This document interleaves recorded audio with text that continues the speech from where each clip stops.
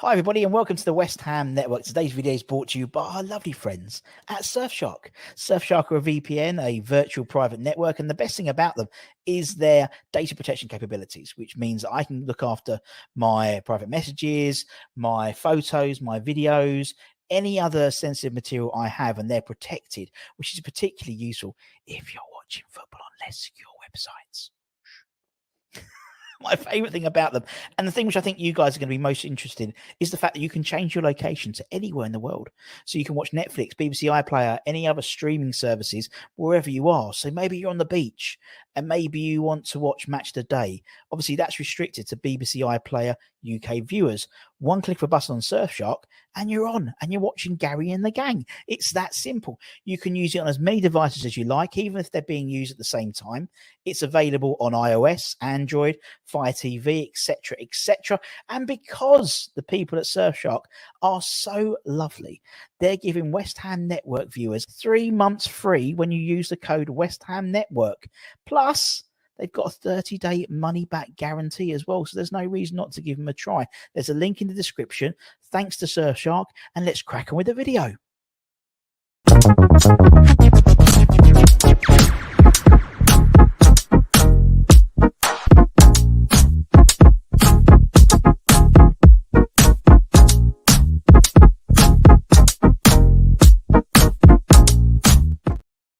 Russ, you going on holiday anytime soon? What? You going on holiday anytime soon? No. Just because if you were, I was going to recommend you download this thing called Surfshark that might be able to give you a helping hand so you can watch a little bit of the old Match of the Day at the weekend. Is your microphone on? Have you plugged your microphone in? Sake, here we go again. Amateur hour, here we go, everybody. Russ and the West Ham Network and Anton. Testing. Yeah, it sounds a bit echoey, that's all. Russ and the West Ham Network and Mr. Anton Baker. It's Thursday Night Live. Obviously, we usually have have your West Ham View boys on a Thursday, but they can't do it this weekend. So I thought we'll do it. We'll come on and we'll do a live opposition chat. Now, we haven't had this bloke on for a while because they haven't been in the Premier League for a little bit, but they're back. They're back. They're back. and he's glad they're back. He's buzzing with life about them being back. He's buzzing. It's Dan from Turf Moorhouse. How we doing, big boy? I'm all right, mate. I'm all right. I mean, I'd be a lot better if results were getting better, but let's not punch above our weight. I'm just happy to be back. It was one of them promotion. You're like, get in back. You talk to everyone that I've missed, and then I'm like, shit, VAR. So when you've had that full year of no VAR, it's a godsend. You're like, I'd just rather win the championship every year. But no, thanks for having me on, guys, and glad to be back. All the best. I tell you what, though, Dan. I mean, listen, do you want to get your season started? Up steps West Ham. I just did it before we came on live. That is exactly the nature. It's the club you want to be playing on the back of an international break, especially after the fact West Ham won just before the international break. Because then we have the fear. The fear is amongst the West Ham fans. We're going, here we go again. I can't help it. It's just in the system, isn't it? It's just in the system. Game, though, isn't it, as well? Always a tough game when us two face off against each other. I mean, there's been so much history. We've had the incidents with fans on the pitch, at the London Stadium and everything. It's just, this is why I enjoy playing West Ham. Can't wait for it. There's always something. There's always something West Ham. It's funny. I was doing because we do the stat attack, where we sort of get all the stats and stuff like that. And unbelievably, so Anton just tuned out his mic. Unbelievably, when you look at our sort of head-to-heads, it is on goals, something like 155 goals each.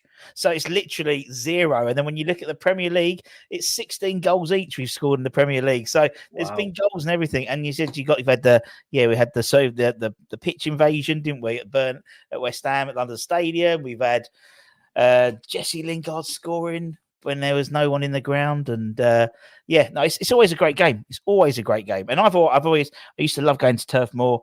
I particularly liked going when when Sam Allardyce was our manager, because you guys fucking hated Sam Allardyce, and I loved it because I remember watching. Because obviously, anyone who knows Turf Moor, obviously the players walk sort of diagonally across to get to the dugout the other side. And I remember the last time we were there with Big Sam, and everyone had left, and the team had gone, and everyone. And I was like, where is he?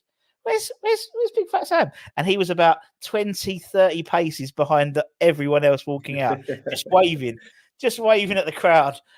Like, do you know what? I fucking love it. I love it. I love Turf Moor as well.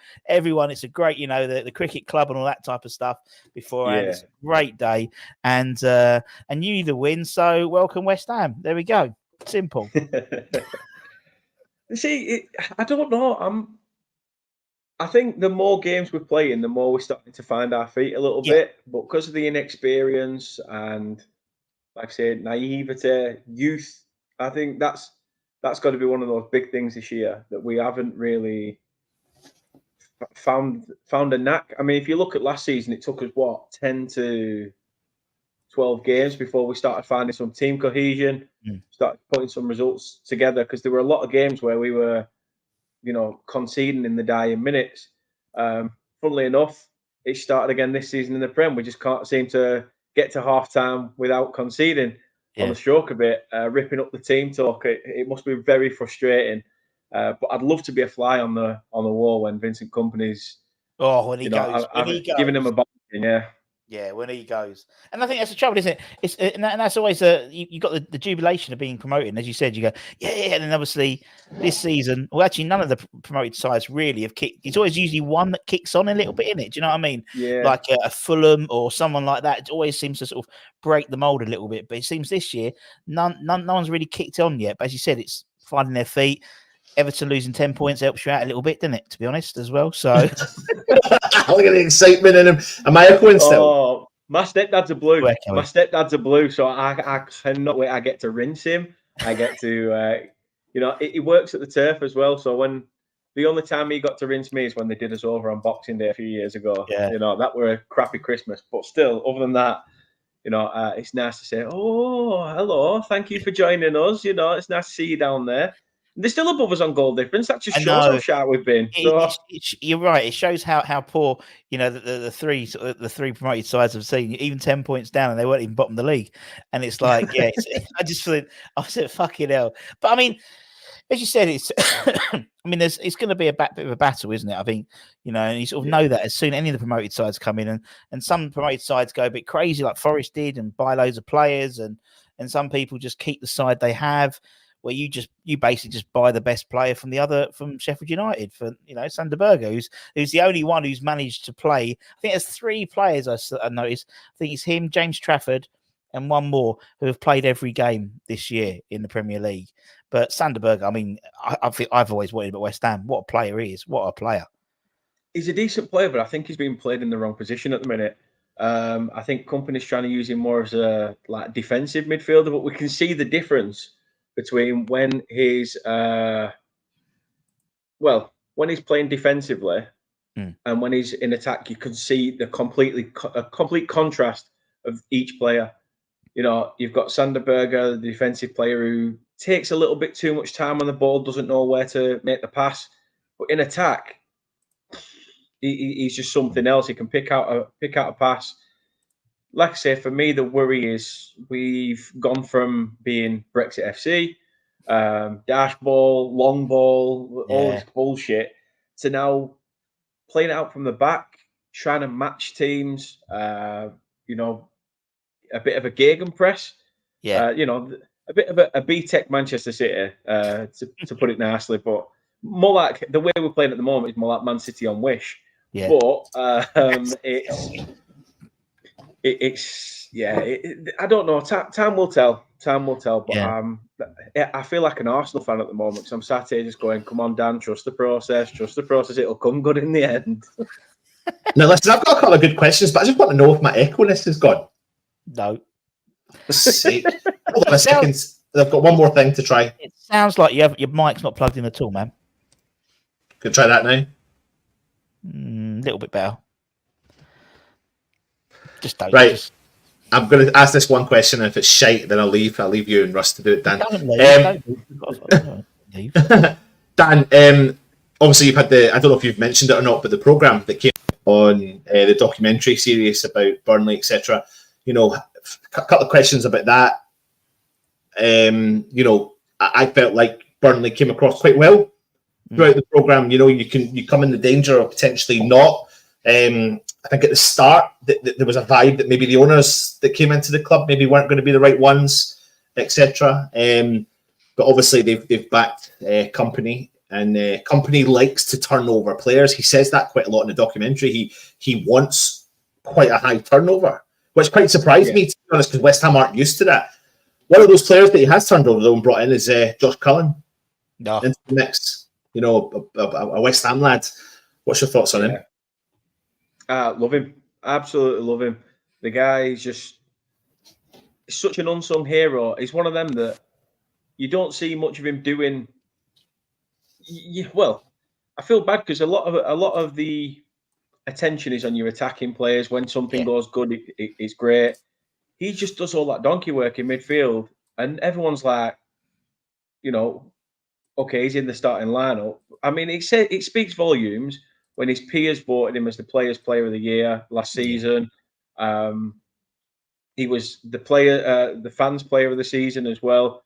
For a team that scored goals for fun last season, and yet you've got a midfielder who's been a bit of an unsung, god in that midfield pack. You're just like, wow. To be honest, I didn't think much of him when he first came from Anderlecht. I was like, is this going to work? I know he's obviously had the playing at West Ham and things like that, but I thought, is it going to fit our system? And then I thought, oh, well, hold on a minute, he's going to be used to that system under Company. Yeah, he's going to help orchestrate it in a way. But yeah, again, he's been another standout in a bit of a shitstorm. Really, he's been the umbrella in a shitstorm. He's stopped. I think with Josh as well. I mean, I'm really happy to see him in the Premier League because when we talk to, obviously we speak to a lot of ex players and stuff like that, and obviously a lot of them are still involved in the academy. And one question that they asked, someone asked Steve Potts, he's the under-21 manager, is the one that got away. Who's the one that got away? Who's the one that, because obviously players leave and coaches keep an eye on them as their development. And he went Josh Cullen. Josh Cullen was the one I was gutted because he's a West Ham fan, and he was a model sort of youth professional. He was so determined to play Premier League football. He would train well. He'd always give 100%. And he goes, I'm so glad that, and by that time, Burnley had pretty much run away with the league. So they knew they were going to get promoted. So he was like, I'm so glad that he's finally getting his wish to play proper Premier League football. And I think, traditionally at the moment, we've got a lot of youngsters at the moment where we're sort of looking at them like, in terms of contracts being, renegotiated and things like that. And I think sometimes, when you look back, there's ones that got away, and I think Josh is one who I'm sort of pretty gutted that we got rid of, really. But as you said, he had to go to Anderlecht, and then obviously the fortunate of Vinny going to Burnley, he brought him with him. Otherwise, he probably never would play in the Premier League unless the side took a gamble on him from Anderlecht. But he was Vinny's captain at Anderlecht, wasn't he, as well? And I think he's great. He's a nice lad, really nice player. And I think obviously adding him to the mix of the high turnover, has that had a negative impact on Burnley this year? Because I mean, I don't know, from watching that programme, from it seemed to be that there was a high turnover of players coming in when Company came in, and I think that happened again, did it not, for the Premier League campaign? Yeah, it was a surprise, really, because Alan Pace came out and said we probably won't spend that much. We've got a good group of young players. If we do anything miraculous, it's probably going to be shoring up some of the players we had in on loan. So I was expecting the likes of probably Taylor Howard-Bellis to come on loan again from City, or Ian Matson, because he weren't getting much game time at left back for Chelsea. Nathan Teller, I was absolutely devastated. Nobody went. We didn't do anything there. But from what I heard, we did everything we could. Southampton apparently hired an intermediate to deal with their transfers. So even they couldn't be arsed dealing with their own crap, basically. So that's why we lost out on him. And when we actually gave them what they asked, they decided to be greedy and ask for more. Yeah. But the only issue I've got is that we have spent just shy or just over 100 million in this transfer window, and I'm just like, whoa, like Alan Pace, how have you managed to get away with this? Who have you hired to rob a bank? Yeah. Like, what's going on? Burnley are known as a club that don't have a pot to piss in. Nah. And now all of a sudden we've got a full pint glass, decent head on it, and everything. It's like, what the heck? So yes, in a way, it's good because it shows that we're showing willingness, bringing in these young players. But if it goes wrong, again, this is my problem. That I'm not bothered if we go down this season. We go down this season.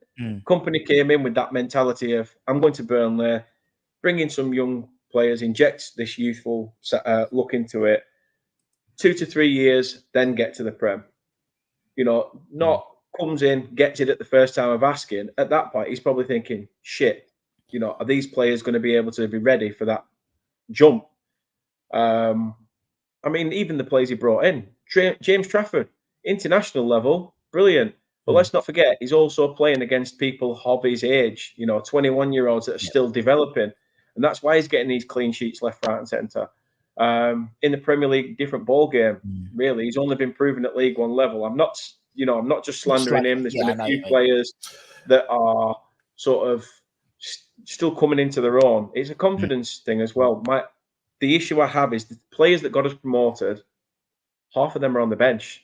Yeah, we haven't seen that's what I find really interesting. And I'm like, what? Why? You know, they did the hard work for you. They got you promoted. Why aren't you trusting them? True. Why aren't you putting your trust in them? It's always like, I mean, when Deitch was obviously manager to you guys, it was almost like he was happy to yo-yo for a couple of years, knowing that, and didn't really invest a lot in the side. You know, get Burnley on a good footing financially, and that made sense. And it seems they've gone a little bit sort of, as you said, a little bit not gung ho, but is it the American investment? Maybe it's a little bit more brash because you got the American people there, and you know, and Do Perfect and people like that around. You know, it might be, you know, a bit more razzmatazz rather than, you know, sort of. And on that, what I'm saying though, so much has changed. So much has changed because under Sean Dash, he wanted no cameras anywhere around the training pitch.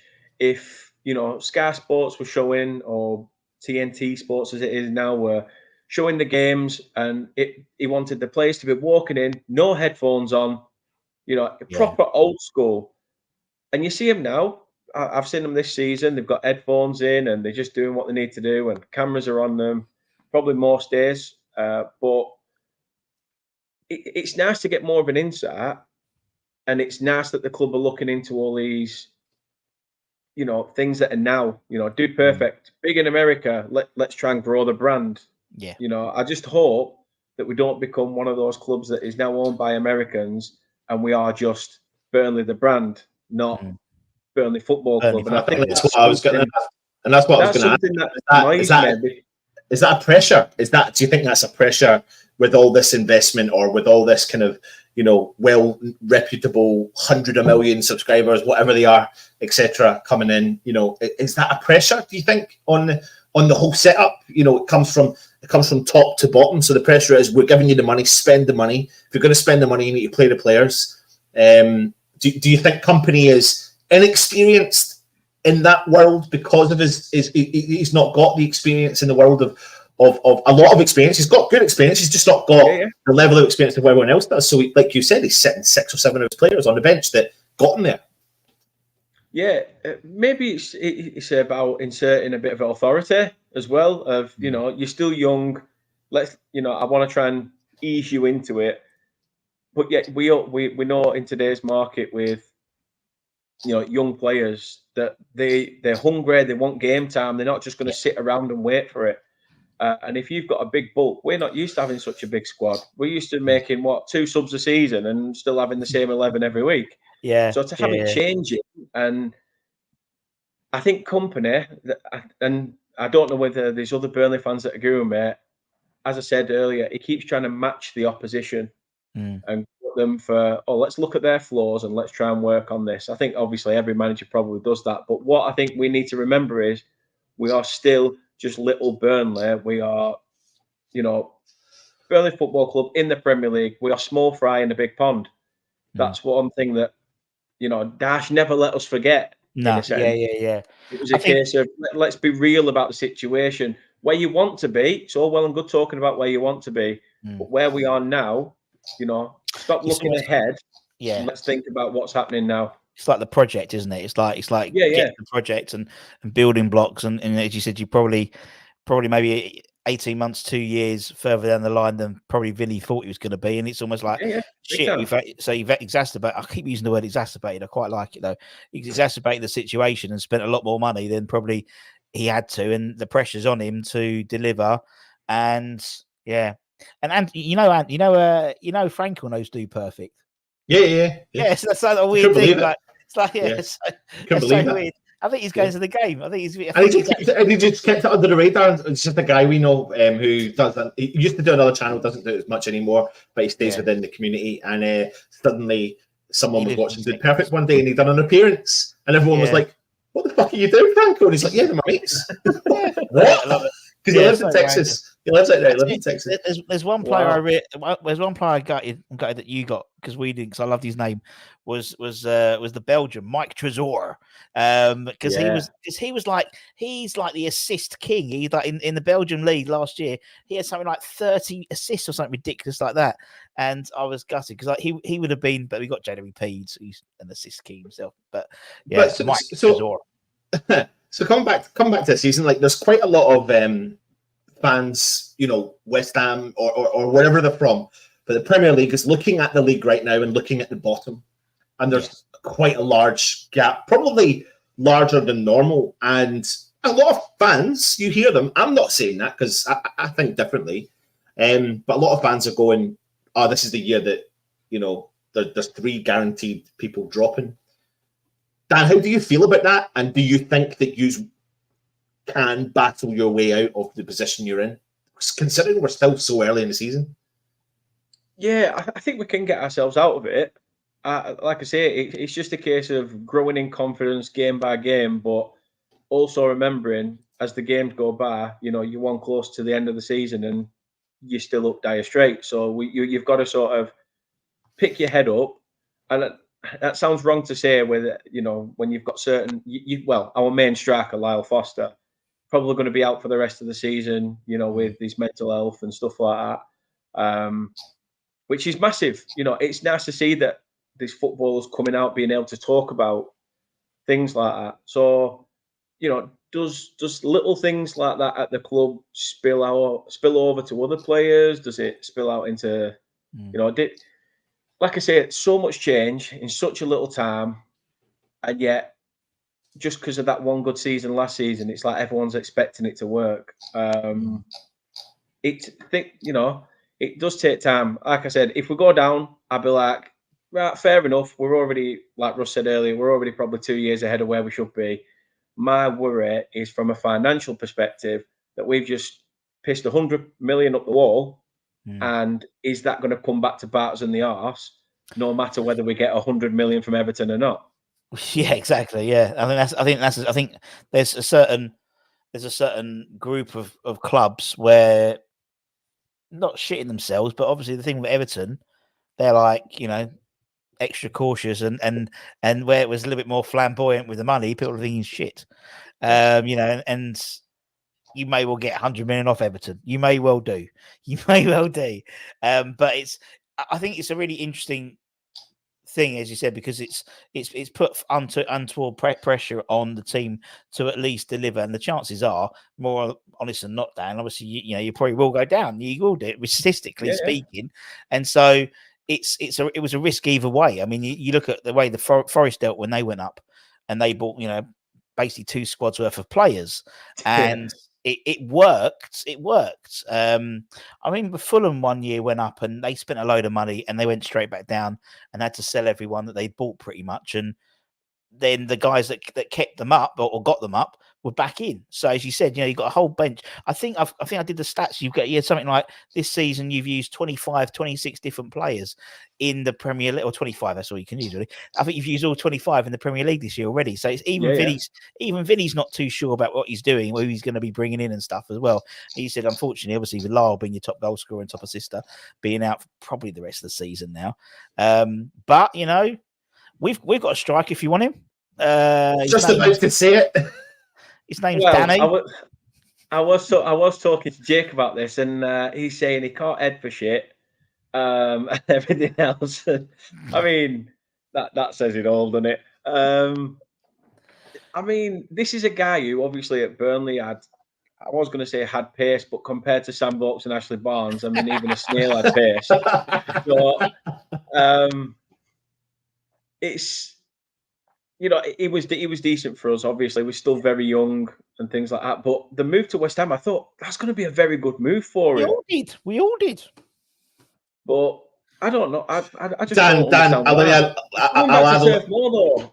Yeah, I mean, listen, I'll add a little bit of context behind it. West Ham and strikers do not work. Simply. So as much as we're sitting here ripping into a little bit of Danny Ings, there is an element of, we could also say the same about Sebastian Haller. I know Sebastian Haller's moved on and done better things, but when he played at West Ham, he didn't play well. Scamacca, the same. We've spent £50 million on strikers, £30 million on strikers, and they don't work.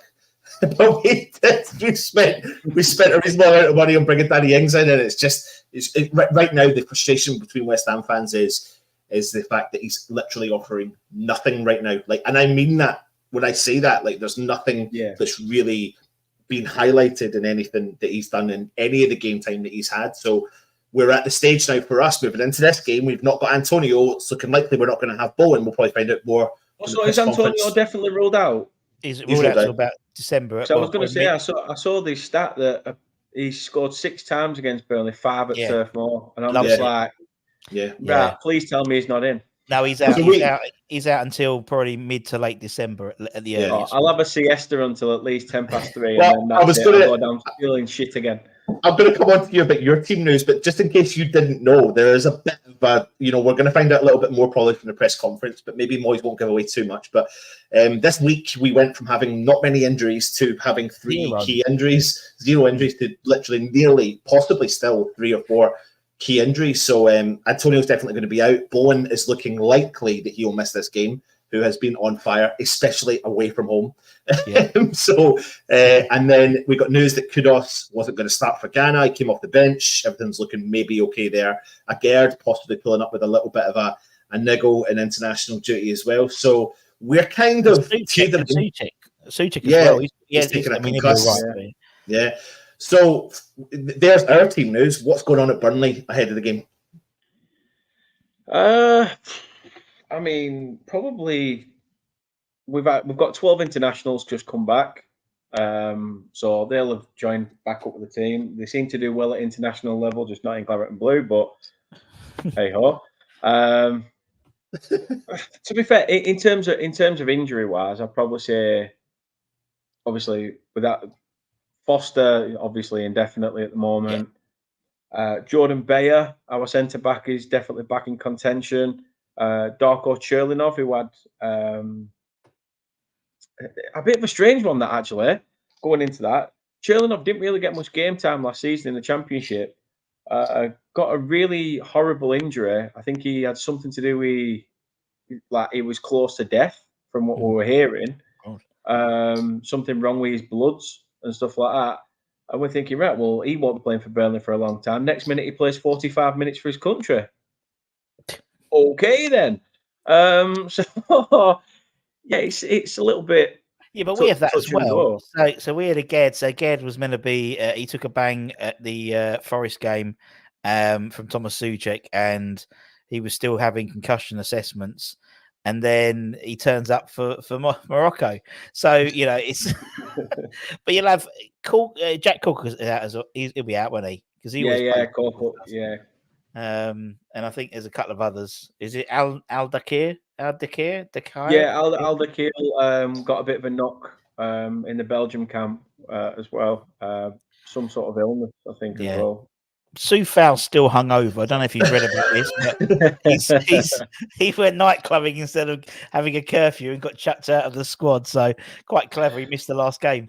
God bless him for that. You've got there's another player at West Ham I've got that we haven't mentioned. It's not getting much game time since we signed him from yourselves, and that's Max Cornet. He came up with this mystery injury. That did put a bit of a dampener on his West Ham career, because at the start of his West Ham career, Dan, he was really impactful. If I'm being really honest, he really made a bit of a difference in the games. We, in the first particular 5 or 6 games that we played last season, we were few and far between winning games. It was literally a couple of dodgy VAR decisions, really dodgy, and scoring a goal against Chelsea that Max Cornet scored that would have made us win the game, all that sort of stuff. He was winning penalties for us. He was being really dynamic and definitely showed a positivity of stretching the defence, but closing those gaps between the midfield and the strikers that we've struggled with over the past couple of years. But then he picked up this kind of mystery injury, went missing for, I don't know, 4 or 5 months, and then came back and wasn't really, I think he maybe made a 2 minute, 3 minutes, probably. I can't remember off the top of my head how many minutes he actually made.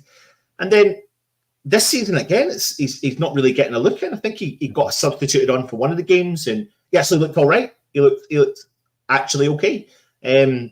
But what's your thoughts looking in from an outsider's point of view on a Max Cornet? I know it's a distant memory now, but a lot of our fan base said if he's not getting game time at West Ham, bring him back. There's a lot of our fan base that would have Cornet back in a heartbeat. You could see the difference, the type of player he was, especially with the squad we had back then. To have someone, and I think I said it to you last time I spoke to you, that having someone like Cornet in the side who, when you've got 10 other stiff idiots who lump a ball forward, and you've got Cornet who's finding space, creating space, you're just like, wow, why did this guy go from, playing Champions League football in Liga 1 to all of a sudden playing Kirby on a cul-de-sac in Burnley? It's like, what the heck? What are you doing? So I think there's still a player in there. I think it's just a case of maybe with the injury, or whatever that injury is, pluck it out of a hat. It's just about rebuilding his confidence, I think. Personally. Yeah, I think it happens so often with West Ham players as they get injured, and the injury's always at the wrong time. So when he got injured, then I think we had another couple of injuries, and he would have probably got a lot of game time. But it's always his timing has been so poor.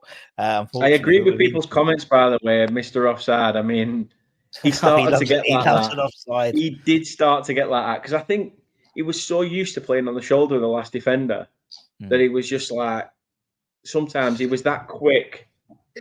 It's funny because that seems to frustrate a lot of people more than it frustrates me.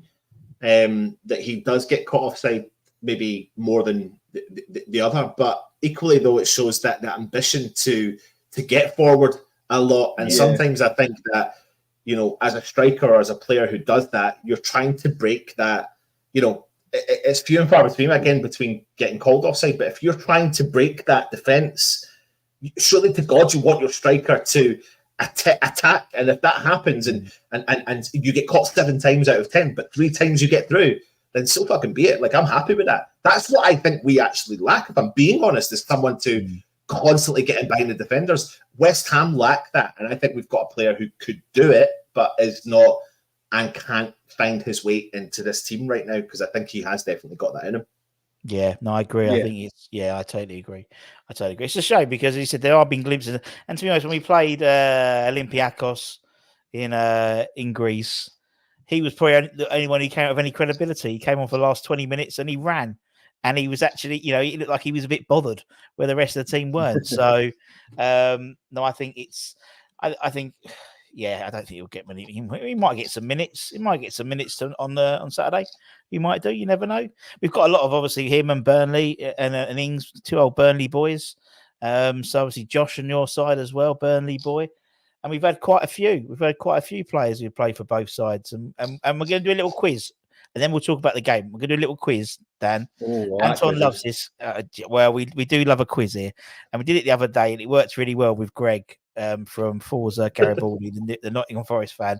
He didn't have a clue what we're doing, but right. So what we got here, and I've just done. So what we get. This is not an exhaustive list. So this is a list of people who have played for both clubs, and I've made it a bit easier this week. So I've given you the two first letters in the Matt Taylor. I haven't finished yet. Sorry. So fucking just has to because he's probably practicing. So we're going to I try didn't and go realize I forgot you did this. we're going to try and go through them and see if we can get. So all right. So Matt Taylor, you were right. Yes. Matt Taylor was one. Well done, Anton. Well done. Right. Can we find any more of these gents? David Unsworth. Big Dave Unsworth, indeed. Ian Wright. I forgot about that. Ian fucking Wright. Ian Wright. Exactly. Ian Wright. Mental Ian Wright, yeah. Finished his career at Burnley, didn't he? Yeah. Right. Okay, who else we got? We'll get Corner out of the way. Do the obvious here. Corney and Josh Cullen.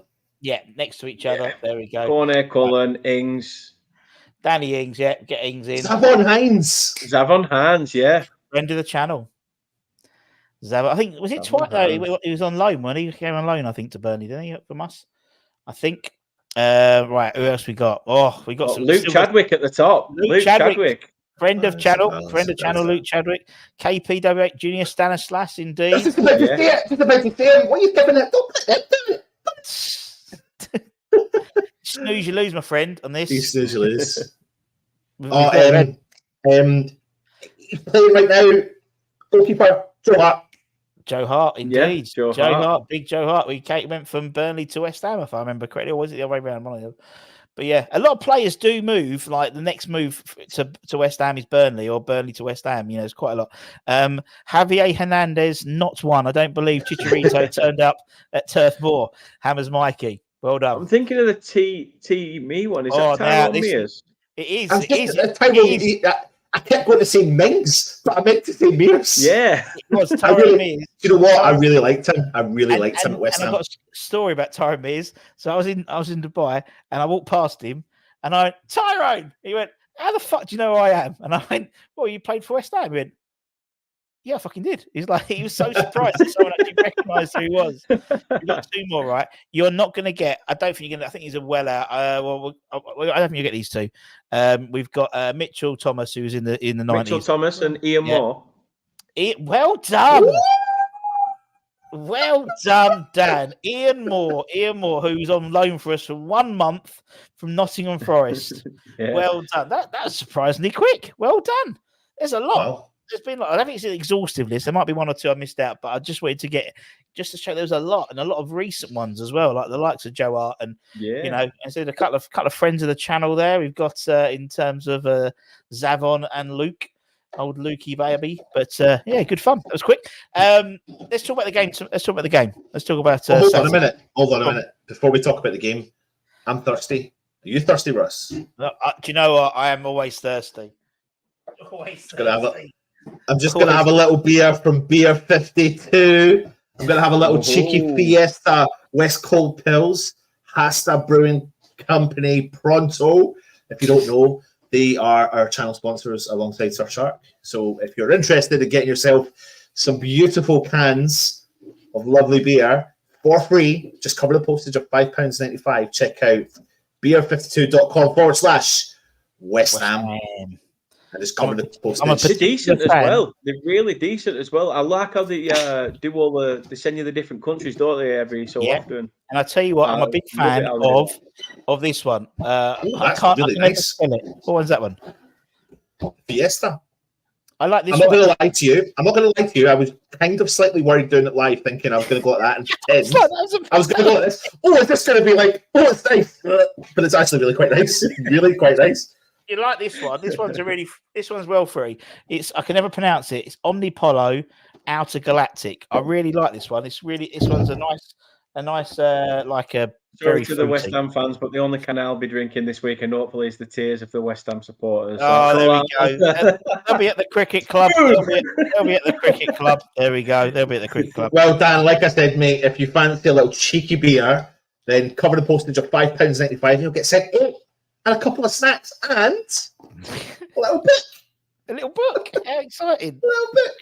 Get yourself on it though. West Ham. I like them, mate. Seamless, as So do I, KPWHU said. Yeah. Absolutely seamless. It tells you about all the breweries. It's very interesting. The one Anyway. that got me is, I think I had my first month from them, and I thought, oh, I wonder where I'm going to get, some dodgy foreign country, some really nice beers. London. London. I was like, oh, brilliant. Is the box worth about 19 quid? Because it's about, £6 a pint. So, £6 a pint down south. Yeah, totally right, man. Totally right. Down south. They are based up here though, to be fair. They are. You know the man. Yeah. Well, no, I don't. I know someone who does know the man. Yeah, very good. Right, okay, let's talk about Mandy's a bit late, but thank you, Mandy. Yeah, Matt Taylor with him. Let's talk about Saturday. Obviously, you need a win. We need a win. Who's going to win? Not us. Probably not us either. 0-0 draw. Thank you very much. I don't know where it's coming from. I really don't. I mean, like I said earlier, we're growing game by game, but we can't seem to hold a lead. That's why anybody at Burnley should never buy a dog. And it's just something's got to change. For me, I'm not digging at James Trafford, but I just think he's a bit inexperienced, and I would happily rather go back to Aro Muric. And a lot of people go, well, why? Changing the keeper ain't going to change anything. People, it does. Have smaller memories. In the dark, I think, funnily enough, it was against West Ham. Things weren't going right. We had Joe Hart in goal for the previous few games, and we changed the keeper. We brought Tom Heaton back in, and I think we ended up winning the game 3-2 or something like that. And I think Carroll got sent off. To be fair, I mean, narrow that game down. But it's again one of those things where sometimes your defense is a lot more confident. Someone who's going to command their box, come out. I saw it against Arsenal where we were a little bit, keeper was coming out, but the defender were jumping up with the keeper because the keeper's not shouting keepers. I know it's very Sunday League-esque, but at least it's command your area. True.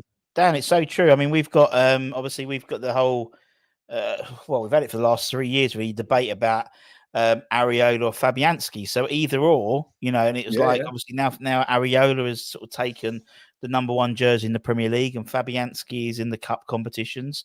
And you do see differences. You see differences in defence as well. I think, Areola's kept us in the game for a few games. Be man of the match, probably, some of our best games this season has been man of the match for him.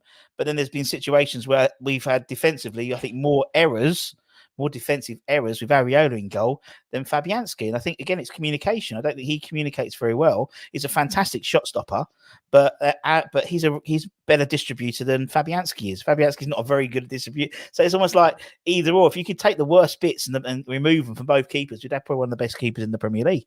But I know what you mean in terms of the difference a goalkeeper can make. I remember Tom Heaton going in goal. Because I remember it was because it was we were all looking forward to Joe Hart being in goal. Because I think he did a couple of errors like the games before that, and we were all sort of praying it was going to happen. But it's the one thing that worries me this weekend, Russ, is set pieces. We are I don't know how to word it, dog shit, basically. No other word for it. Set pieces, we are dog shit, and apparently we've got 2 set piece coaches. Clearly stealing a living right now, and I don't care whether the club come to me and say, you can't say that. Say what I want. I'm a fan. Do one. But it's like, I think it's just so frustrating how we've gone from a side that's so reliant on its defence. Over the years, the likes of Ben Mee, Tarkowski, just literally swiping the ball from under your feet, to literally having a defence that just melts whenever you're near there. And then let's just throw James Ward-Prowse in there and just make sure that everything's going to, I'm sure they're going to have a field day. James Ward-Prowse will have a field day, not our defence. It's the thing about West Ham over the last couple of games, really, is that has...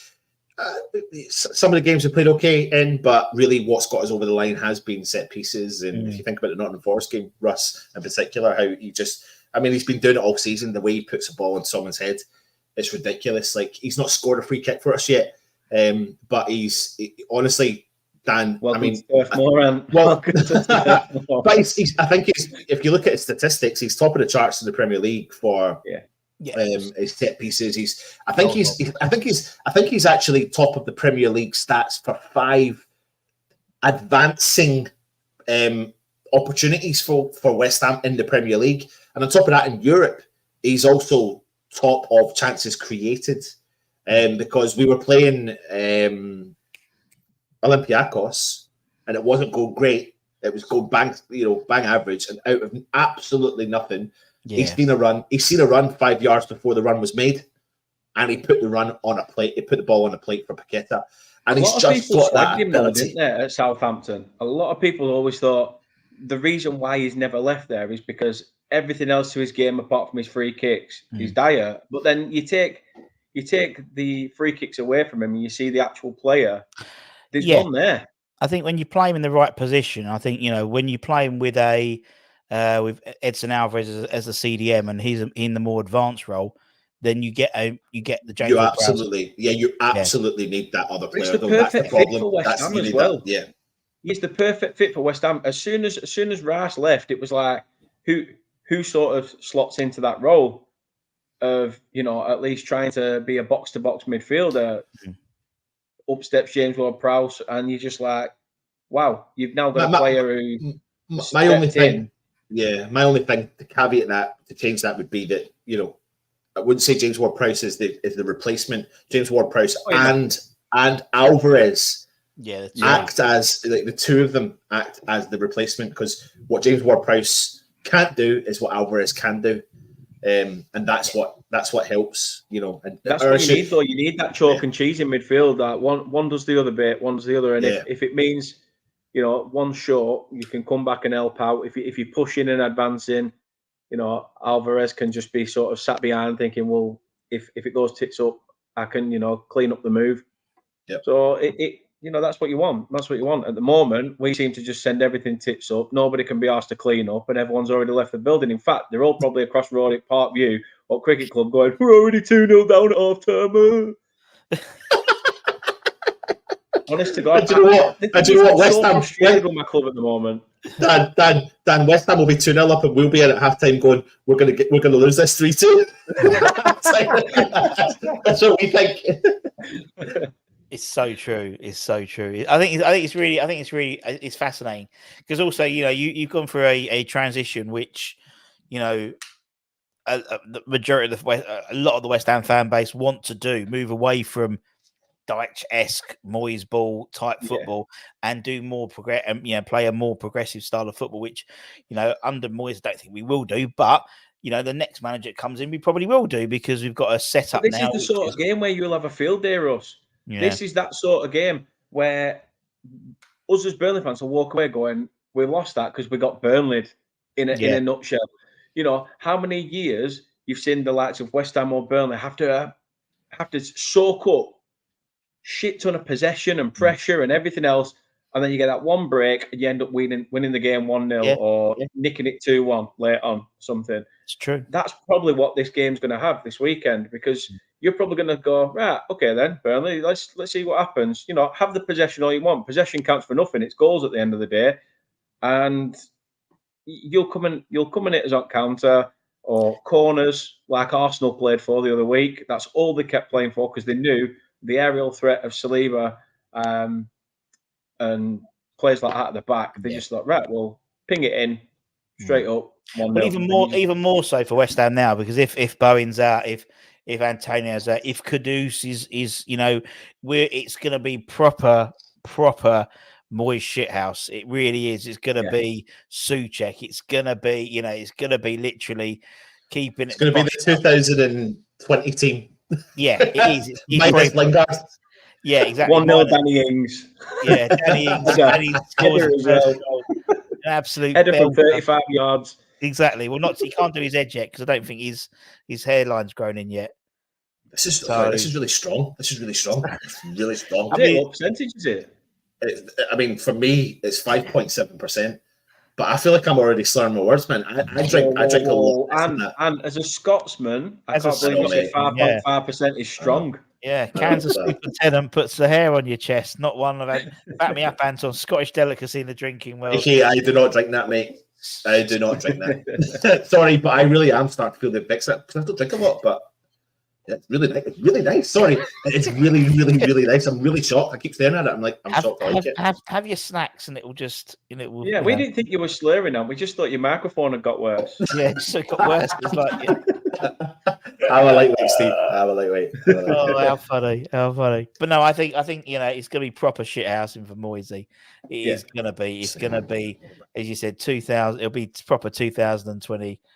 West Ham. It'll be Souček. It'll be Soufal. It'll be back to as you said. It'll be playing for the percentages, playing for the corners, and JWP. He needs one more to match David Beckham's record. Of I think it's 18 in the Premier League, 18 goals like for free kicks. So, and obviously we haven't had him yet. In terms of the latest Kudus, we don't know Steve. We don't know. Obviously, he did play. Apparently, West Ham pleaded with Garner not to take him out to play, and they still did, despite the fact Chris Hughton used to be a West Ham fan, a West Ham player as well, and the manager of Ghana. But yeah, so we'll find out at Dave Moyes' press conference, and I think we'll find out probably, for you guys as well, in terms of the guys coming back from international break, innit? I hate the international break. You just don't know what you're going to come back to. You hate the fact that there's one every 4 weeks right now. Yeah, we don't have one till March, which is great, but we do have the AFCONs. Yeah. So we've got the AFCONs to contend with. So yeah, and it's part of a massive end of November into December, shitload of games. I think we've got about 10 games until the end of the year. Something ridiculous, at least. So Carabao Cups and Europa Leagues and all that type of stuff. So what's the score going to be, Dan? What's the score going to be? 2-1 West Ham. Oh, I like Dan. He can come every week. I can't see it being all else. I'll be surprised if we even get a goal. If we do, it'll be us that go 1-0 up or something, and then all of a sudden we'll try sitting on it. It's just nothing's going right at the moment, and it's West Ham. Into West Ham. Mate, I hope you're right. Of course I do. I hope you're right. I hope I'm wrong, but I know I'm not. What Enter West Ham is a thing that we would say and have said pretty much our days over the last 15, 20 years of supporting the club. However, over the last year, whether or not our form's been up and down, what we have done is changed a few things. So we used to do well against being an underdog against a bigger top. I don't know, Russ, am I making sense? Yeah. Against the top 14. Yeah. And then against everyone else was where we would lose our season. But we've seemed to have started to try and switch that a little bit, because obviously if you're not, it's good to challenge the top 4 if you can and beat them and get the results, all that sort of stuff. But you still got 15 other teams you need to play. And if you can get as many points from those 15, that's where you can push on and push on and push on. Yeah, this drink's definitely gone to my head, so I'm probably not best speaking anymore. Anton's going to start singing. Really genuinely has gone to my head, sorry. What's the score going to be then? Dan reckons 2-1 West Ham. What's the score going to be? I'm a half glass full, Dan. I'm a half glass full, and it winds some people up. You just said your glass is empty, mate. It is now, but I'm a half glass full West Ham fan, so I'm going to go. I still think we'll concede. But I'll go for a 3-2 West Ham win. Woo! Ooh, big! I'll thrill at the Turf Moor. Yeah, well, I just think right now where it kind of reminds me, we've got the players in our tank. We definitely do. We've got the players there in our tank. So if you've got a fit Paqueta, if you've got a fit Kudus, I know we're going to be missing Bowen. I'm excited, hopefully excited to see what we put up front or whatever we do, and maybe I'll get that. I know, but I'm a little kid in me's excited, but the adult in me's going, don't be. But there's enough in the tank there. But our problem is this season, Dan, what you haven't probably realised is last year we couldn't convert chances, but we didn't concede goals. But this year we're scoring goals, but we're also conceding goals. We're making so many errors that we didn't do last year, and we're making those errors this year. So that's why we're conceding. conceding. I really don't see this being a 0-0. I see West Ham conceding, but I also see West Ham scoring. So that's why I think it's going to be a high scoring game, because we've got a few errors in us, definitely. Oh, without a shadow of a doubt. I'm going for Desmond. 2-2. Yeah, I think it's. I just think at the moment we're so like not fragile, but I think there's goals on each side. I think, as you said, I can't see either side keeping a clean sheet.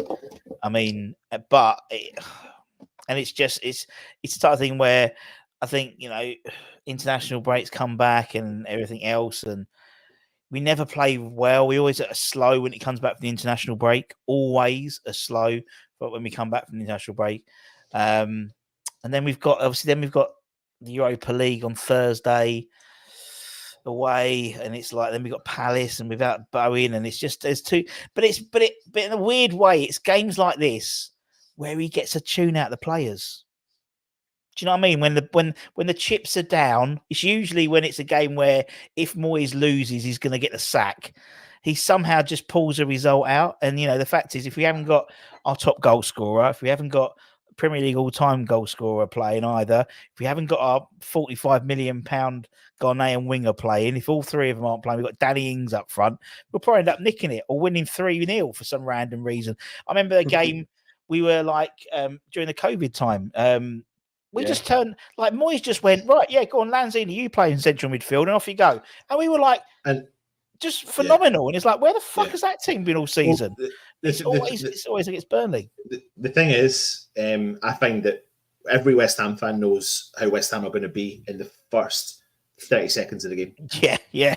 Honestly, and I don't know, and we can't shake it. That's the problem. We can't seem to shake that.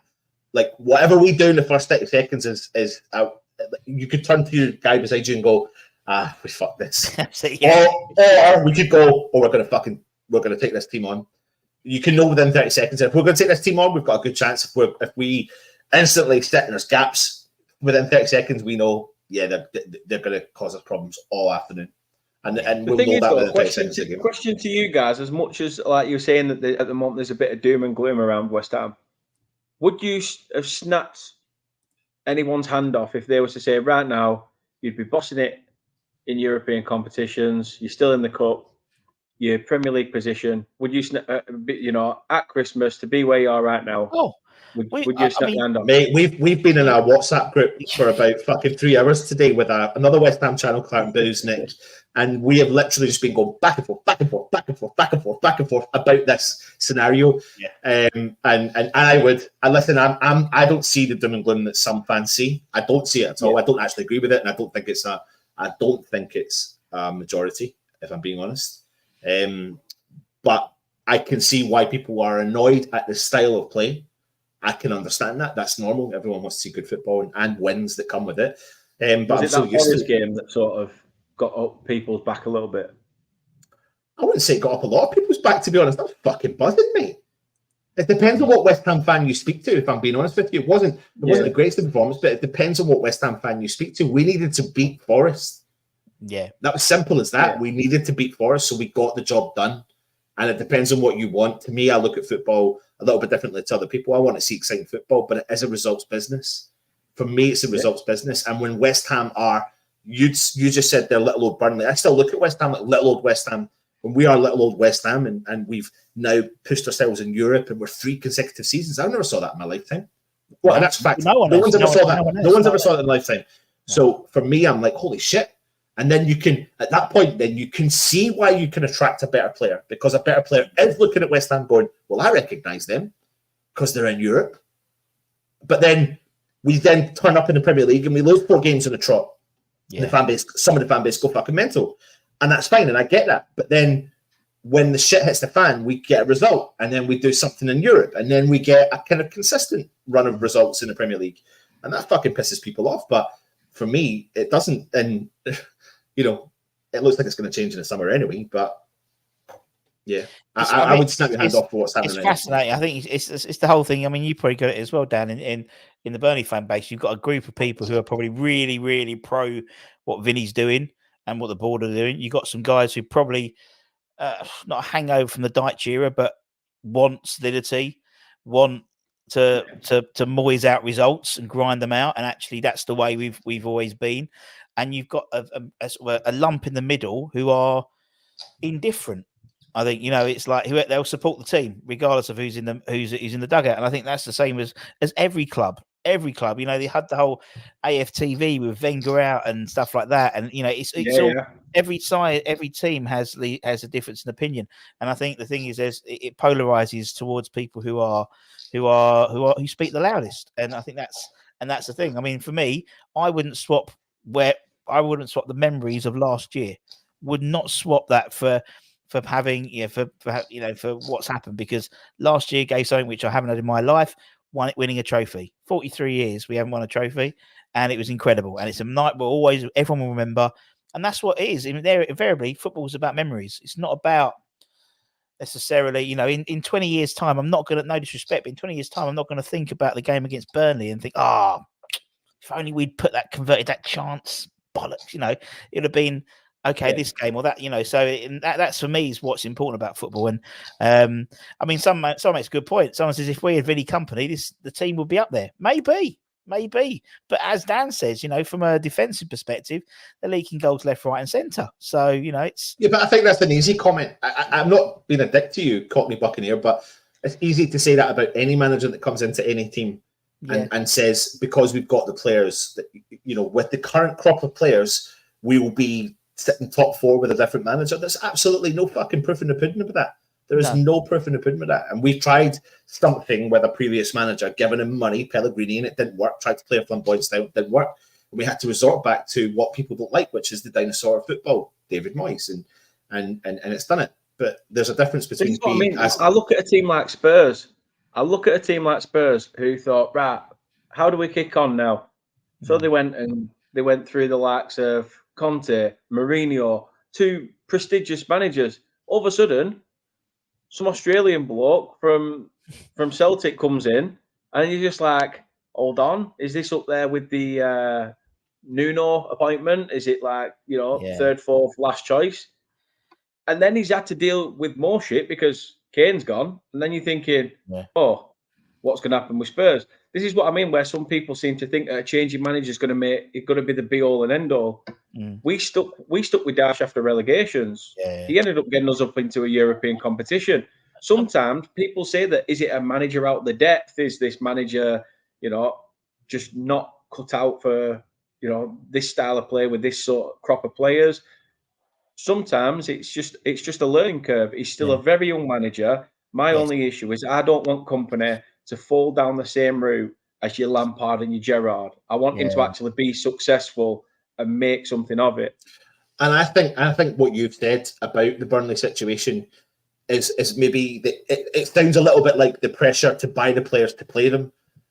So that's the inexperience. The inexperience in that is, well, hold on a second.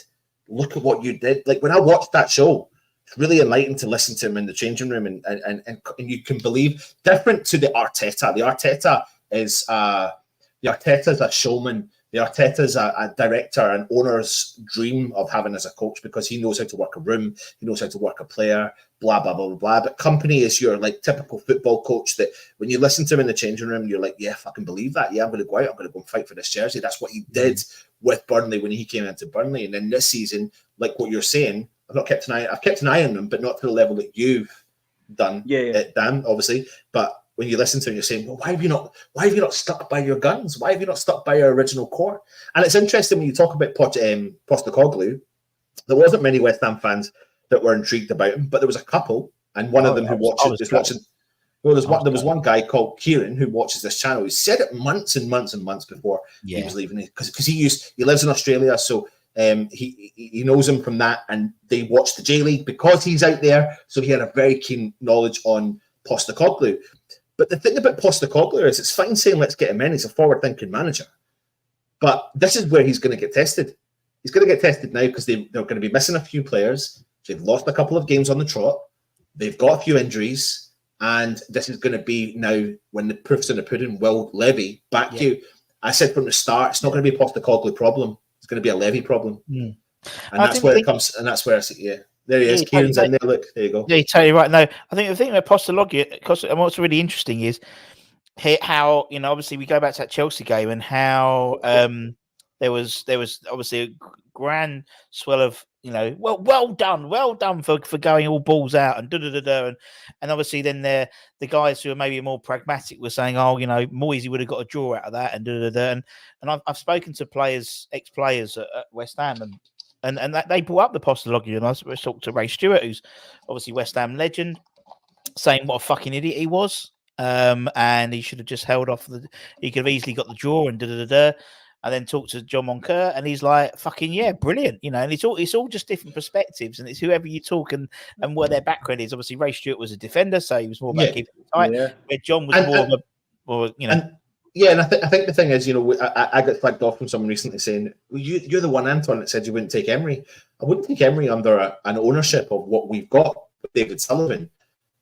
But I would take a Postecoglou under the ownership of what we've got, because Postecoglou is used to working under a really stringent, strict budget, who's really, because of the working with Celtic, they may be top of the Scottish League and all that sort of stuff, but he works within a tight budget. And the budget, and he stretched it beyond belief. And in Europe as well, he pushed the boundaries of what he had with his thing. So that's what he's really good at. But the problem he's got at Tottenham is he was fifth choice. They went and tried other managers. And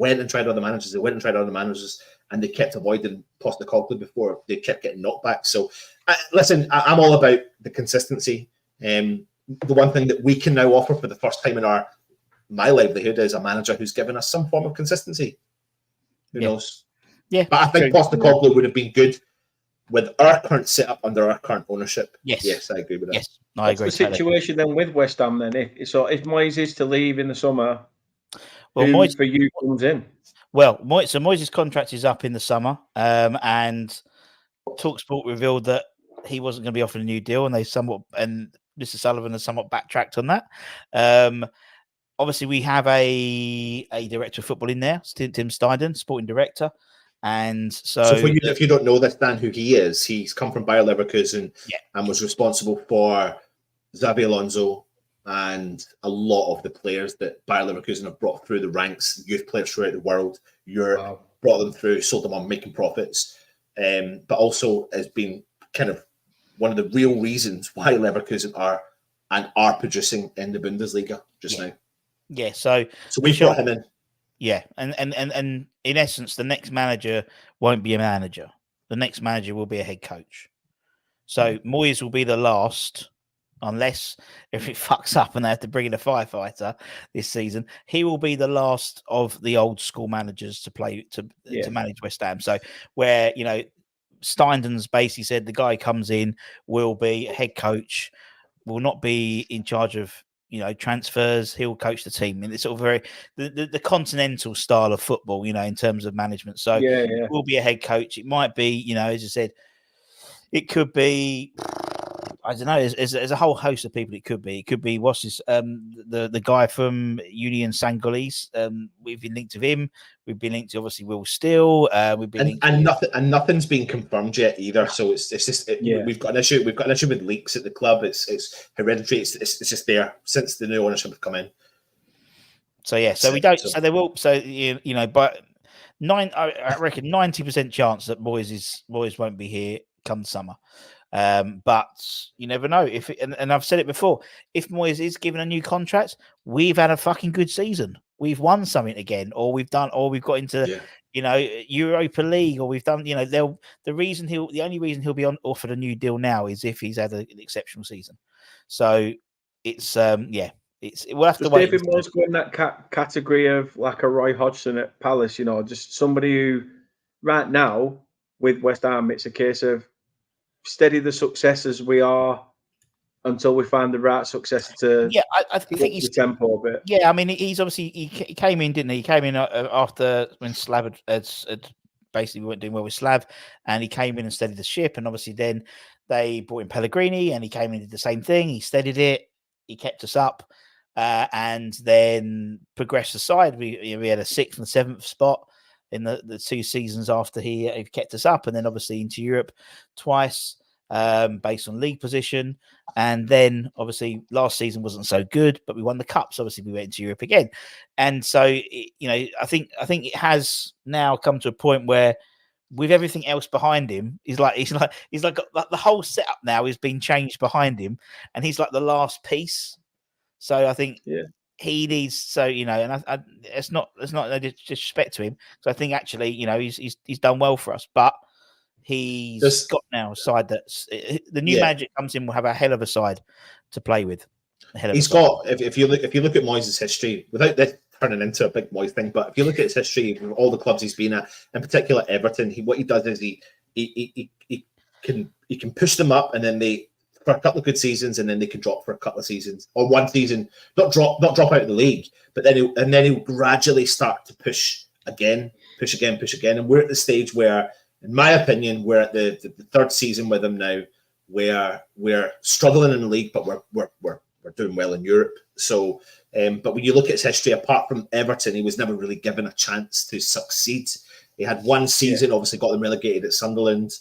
So see if that didn't work out for him. There could be a whole host of reasons. Obviously, we all know Man United, the situation there. But again, he's still got one of the better success rates. Manchester United win success rates compared to all the other managers. So listen, I can get called Moyes in, but I defend Moyes.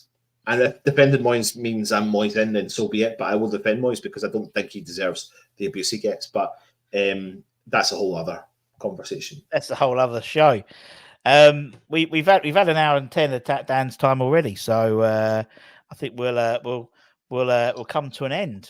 Actually, let's give something away. Let's give something away. We always give something away.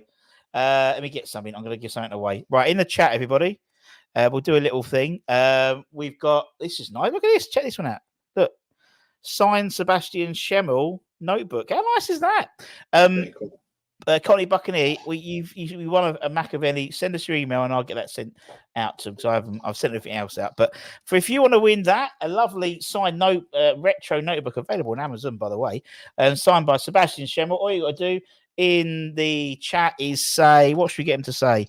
Hashtag Dan, because Dan's been a great guest as always. Put in the chat hashtag Dan, and we will. We'll draw that in a few minutes' time. Dan, obviously after the West Ham game, what's the next? What have you got? What's the next games coming up for you? We've got games where hopefully we'll start taking some points if we don't get them this weekend. We're back-to-back home games, home to Sheffield United. So again, that's a massive one. Then I think we're away to Brighton, if I'm not mistaken. We're either away to Brighton. Sorry. We're 2 away games back to back. We play Wolves midweek. It got moved. That's the only reason why I got confused. But we play Wolves away midweek, which is another game where you'd like to think, could we, depending what sort of Wolves team turns up at the minute. Then Brighton away, Everton at home, Fulham away, and then there's the Scousers at Turf Moor on Boxing Day. Oh dear, Boxing Day. Oh God, A bunch of Scousers in Burnley on Boxing Day. Oh God, what could possibly go wrong? Bars on windows and doors. Mike, you can do as many hashtags as you want, my friend. You're only going to get entered in once anyway, so it's a clever little system. Right, let's give it a little spin. And can I go full screen? Let's go full screen. Wait a tick. Let's go full screen because we always like to give something away down on these things. If you want to become a channel member, you get entered into these draws every month. We'll have next month. We'll have next month. If you see Anton, I haven't shown you these. Look at the new stuff we've got coming in. This is it. I'll show you. This is a precursor for what the members get. We've got a lovely look at this. This is 1980, 85, 86.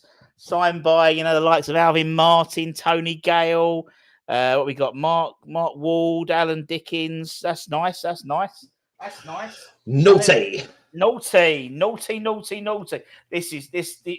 Your old man would like this.